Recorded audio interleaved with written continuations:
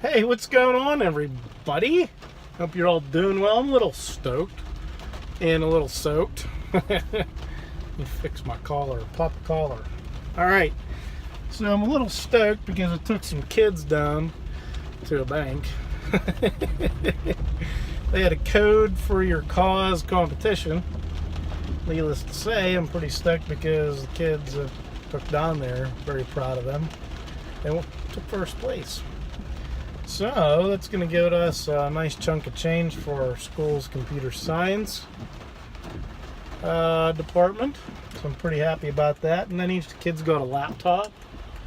So I was very impressed. But one of the things that was great about it is they learned how project management and stuff work, which is massive. And in learning how that stuff works in the computer science side of things, and if they listen to me, they'll get into the blockchain world and understand their role when they go in to do something and what's expected or required of them or how they can contribute. So I'm pretty excited about that. So if you see any Woodland Hills students, well, congratulations. So here's what I'm talking to you about today. When you need to exchange your crypto, what do you do? Where do you go? What's the best way to exchange it? Are you okay getting on an exchange? What are the pros and cons of doing it different ways? So there's several ways you can go out and purchase crypto. The easy way, sign up for Coinbase, sign up for Abra. I personally use Abra right now over Coinbase because it's quicker for me. I can deposit some money. Usually, during the week, it seems like if I deposit it before 9 or 10 in the morning that night, the cash is in Abra, and I'm ready to purchase my crypto, which makes it nice. Coinbase, you can deposit your money and then purchase your crypto, and then you might be waiting a couple days for it. I don't like that. Okay. What do you do when you need to, I'll tell you, you can buy from people. Okay, there's a place online called Local Bitcoins, and there's a couple other places that are like that. You can buy crypto from someone individually.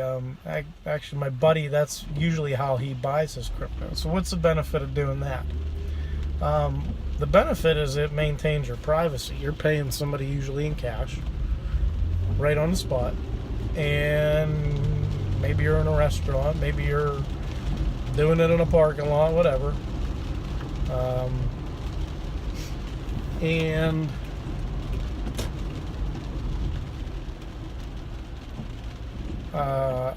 it keeps your privacy.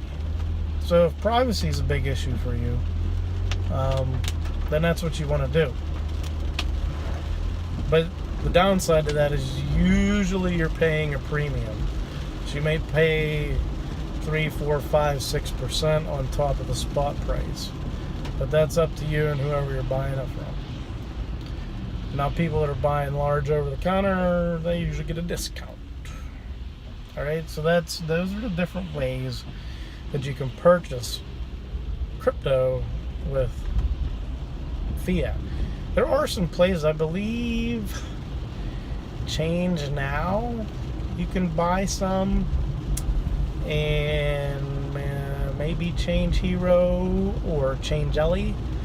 But the main focus with Change Now, Changelly or Changely, and Change Hero is you don't need to set up an account on an exchange. Do they have every crypto available? No, but they usually have more available than what Abra or Coinbase does if you're living in the U.S. So if you're in another country, it can't really help you. You're going to have to kind of do your own research there.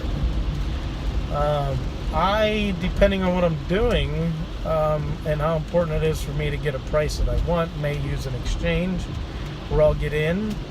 I'll put some crypto on there, which I typically, now this is where you start figuring out the use cases for cryptocurrency. The first thing I'll usually do is buy Litecoin.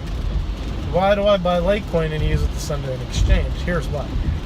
Most exchanges accept Litecoin deposits, and many of your exchanges will accept deposits of coins, but then to get into another one, you're usually either trading to Bitcoin because it's the most liquid, so it's paired up with more coins, or it's like Binance has their Binance coin, or maybe it's Tether or another stable coin, so you'll be able to trade in and out that way.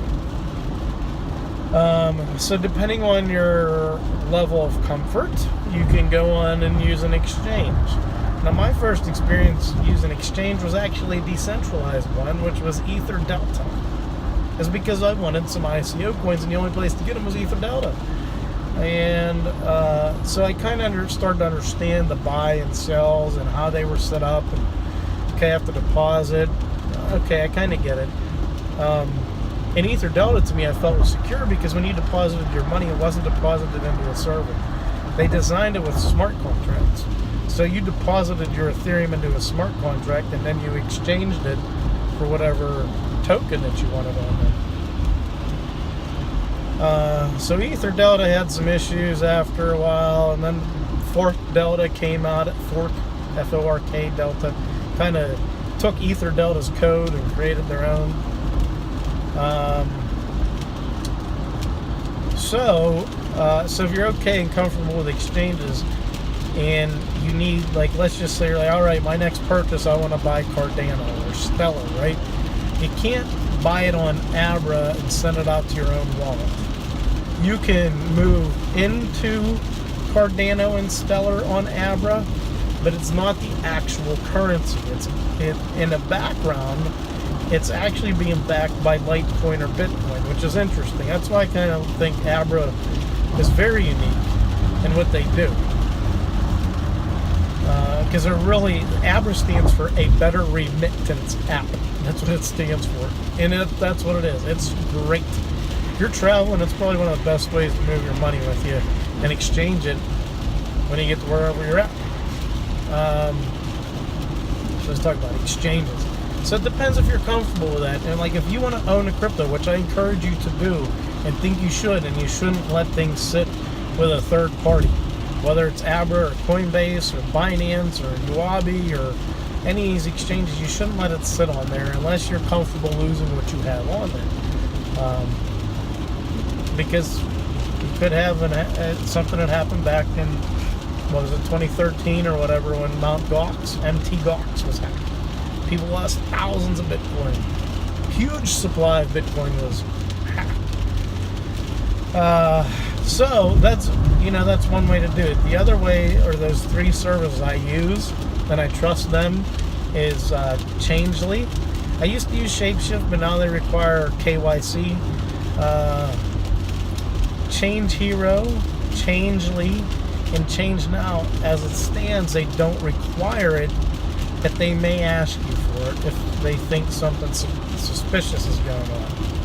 What are the pros and cons to this? Well, the pro is you don't have to sign up for an exchange.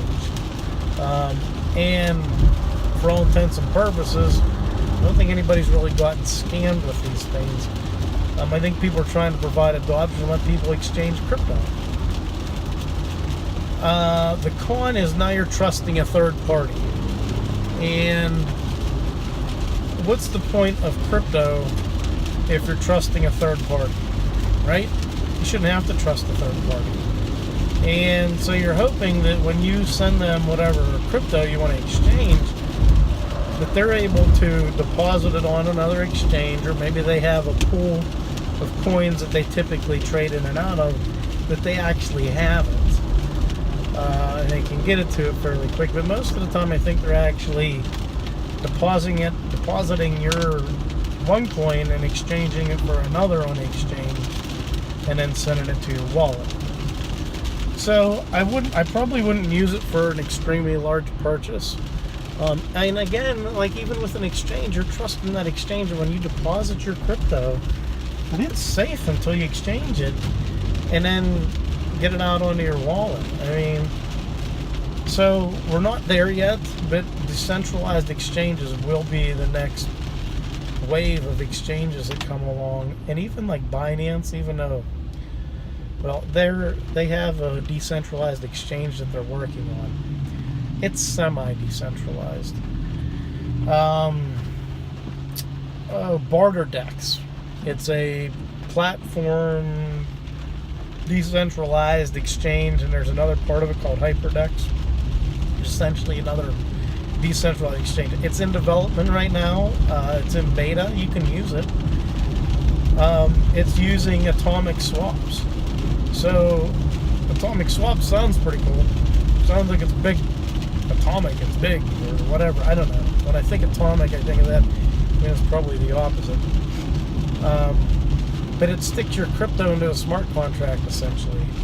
And every coin that used Bitcoin's code base will absolutely be able to be exchanged. So you don't have to worry about, well, when's Coinbase going to add this crypto, or when's Binance going to add Digibyte or whatever, that I can trade it.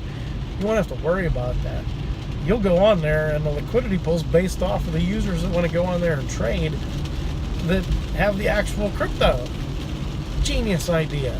Because right now, the stuff that's being traded on these exchanges, that's probably half of it's probably a lot of fake or wash trading, where the same crypto is being traded back and forth between either the same trader or the same traders. So I hope that gave you some idea or some insight as to how you can exchange your crypto. It's completely up to you. Do your own research. Make sure you're using a trustworthy source. Make sure you're checking the web address when you're logging into an exchange or using one of these third-party crypto exchange sites. So I hope that helps you out. Of course, it's Pittsburgh. It's raining. That's why everybody's so depressed in this part of the country. We get less sunlight here in Pittsburgh than Seattle does. What's up with that? Anyway, hope you're all doing well. It is Friday, so I probably won't see you tomorrow or Saturday. It is April 12th, so I won't see you on the 13th or 14th. We'll be back on Monday. Take care, all of you, and we'll have a good weekend. Peace.